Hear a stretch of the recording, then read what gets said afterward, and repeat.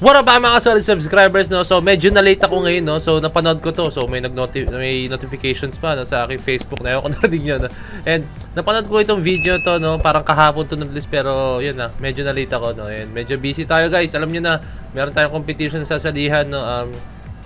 Kami ang last year's hindi naman champion, parang second placer, no, sa Body Rock Asia, no? And dapat dilibas kami sa Las Vegas, kaso hindi tuloy. Pero this time, dilipad kami, no? Host ulit ang Pilipinas.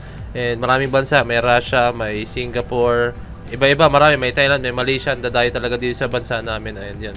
Kaya ito, i-represent ulit namin ang Pilipinas, no? Let's go Street Crow 4. And ayan, medyo naging busy na ako ngayon, no? Pero asahan nyo sa mga pagkatapos nito, next week, let's go.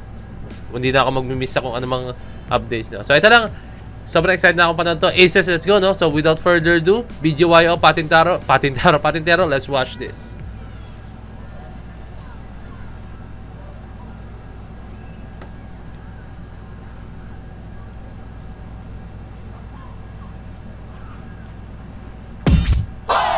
Hey! Tumitingin sa kaliwa, tumitingin sa kanan. Di ba alam kung saan na ba dadaan na kalaban? Nag-iisa siya malay na dapat mong hawakan para kapangyarihan magtaya, lumipat na sa kalaban. Nice, clap trick, ha? Iisip mo, iikot rin ang mundo.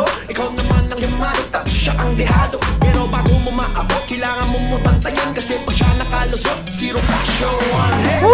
Halika na magpatintero, palitan lang at bawian. Nice! Wala kang makukuhang premyo, yabang lang nakarapatan.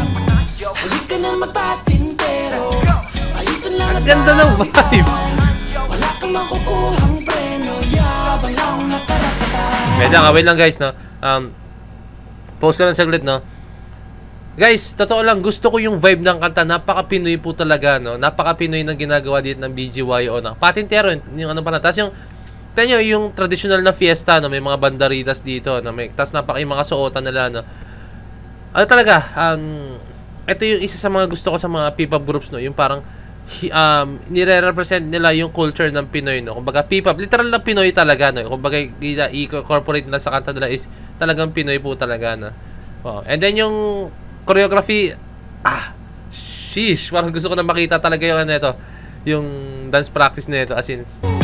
Huwag ka magpahuli, pagawid sa mga guhit. Ang sarap na feeling pag di kanya maabutan, kahit anong pilitin, kayang-kayang iwanan.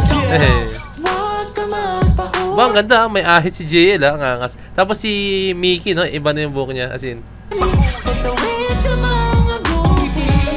Ulit-ulitin, diskarte parang parito. Ang kahit hindi mo paluwag ka muna. Halika na mapatintero. Cotton Candy! Wala kang makukuhang premyo, yabang lang nakarapatan. Halika na magpatintero. Mga aces, oh. Balitan lang at bawian.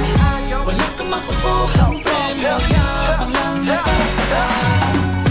Hoy, patintero! Patintero nakakatuliro. Huli ka niya kahit di naman ginusto. Patintero nakakatuliro. Panalo ba nga pag nakuha mo na ang gusto? Patintero. Guys, as in, kahit ako, lumaki ako sa panahon na yung pagkabata ko is yung mga ganyan. Ngayon kasi, hindi naman sa pagiging ano, ngayon kasi yung generation po talaga ng kabataan ngayon, talagang gadgets na po talaga, as in, no? Kahit yung po yung mga pamangkin ko, gadgets na po talaga. Yung tipong hindi sila kakain nang wala silang kaharap na pinapanood ko, Comelon, no, mga ganun, no. Ang hirap lang ng generation ngayon, no? Talagang ibang-iba na po talaga yung henerasyon ngayon kaysa mga dating henerasyon po talaga. Dati sobrang saya. Lalabas ka, tapos patintero, tumbang preso, ang dami naranasan ko yan. Tapos 21, kung alam nyo yun, taya-tayaan, tagu-taguan, yung bangsak, ang dami po talaga, as in, no? And darating pa sa point na papaluin ka ng magulang mo kasi gabi ka na umuwi.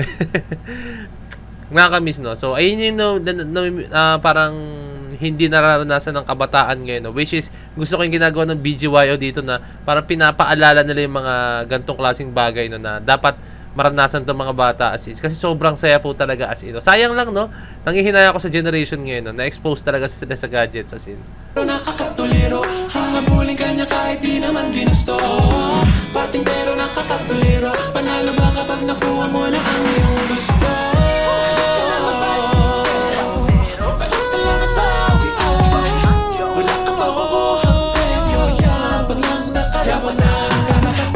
Halika na magpatintero.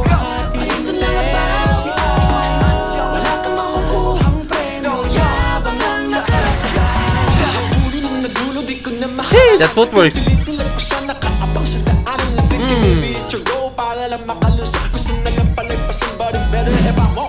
Hey, taya ka.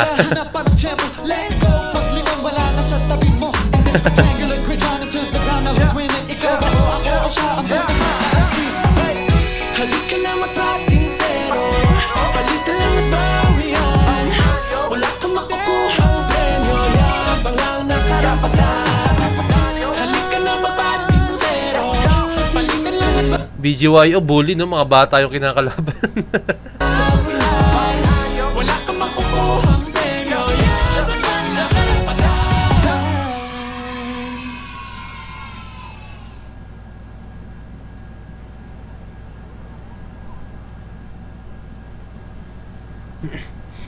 Nice one. Hindi na ko lang eh, baka may kadugtong pa. Hindi, ano pala, ready sa 2-star magic to. So, yun po, ano? Promise, napakaganda po ng MV nila. Yung quality, yung kung paano nila yung pagkakakanta nila as in, and then yung harmony, and then yung choreography. Sobrang excited na ako, guys. Sobrang na-miss ko talaga ang BGYO as in, no? Sobrang excited na ako anong ihahain sa atin ng BGYO, no? Sa mga ganitong klaseng bagay, no? Kaya, BGYO, baka naman, no? Magkaroon ng dance practice nito and live performance, no? Sobrang, I can't wait na po talaga as in, no? Kaya sana makita tayo. Pero pertaining, ay, nagaloko yung mic ko. Pertaining po sa video to, no? Gustong-gusto ko po talaga yung ano, yung pinaka-Pinoy vibe po talaga dito, no? Sobrang fan ako ng mga P-pop group na hindi po talaga parang kinakahiya or parang mas pinagmamalaki pa yung culture natin mga Pinoy, no? Dito pala sa banderitas na yan, no? Di pa usually pa yan yung mga pang mga may fiesta, di ba? Nalagay yan, no? And then yung ano pa, yung yan, patintero, literal na laro ng patintero. And then yung ano nila, ang fresh ng vibe nila, yung formahan nila. Ang angas. Ewan ko lang, meron pa mga hidden meaning dito, Aces, ha, na hindi ko alam, ha. Comment kayo down below, ha. Hindi ko alam. Pero, so far, so good. Napakagandang, ano na ito, panimula ng 2024 for BGYO, no. Ang ganda na ito. Ang daming makaka-relate. Lalo na yung mga batang 90s dyan. Alam niya yan, yung mga bagay na ganyan, no. Ay, sayang, nakakahinayang lang yung generation ngayon, no. And I'm hoping talaga na kahit saglit or kahit mga one day, no, bumalik ako sa pagkabata and laruin ko yung mga laro na yun, as in sobrang sarap sa feeling lang. Ipipikit ka, makakalaro mo ulit, na let's go. Sa Cavite kasi ako lumaki, and then sa village talaga yun. Kaya alam mo yun, may freedom kami sa kalsada, unlike sa mga public roads talaga na alam mo yun, sa mga barangay talagang may hirapan kasi daming dumadaan. Pero pag village talaga, alam mo yun, kontrolado mo yung mga kotse yung dumadaan, kaya sarap maglaro na. And sayang lang. Tropang Web, Wood State Village, no? Shoutout, na-miss ko kayo, aking mga tropa dyan, no? Yan, sa Cavite yan, Dasmariñas, Cavite, no? Let's go! Ano pa ba? Yun lang naman, no? And yun, waiting tayo sa dance practice nito, and kung ano man, kung meron naman live performance nito, comment kayo down below, no? So yun lang, this me, Point of Bed signing out, peace, let's G!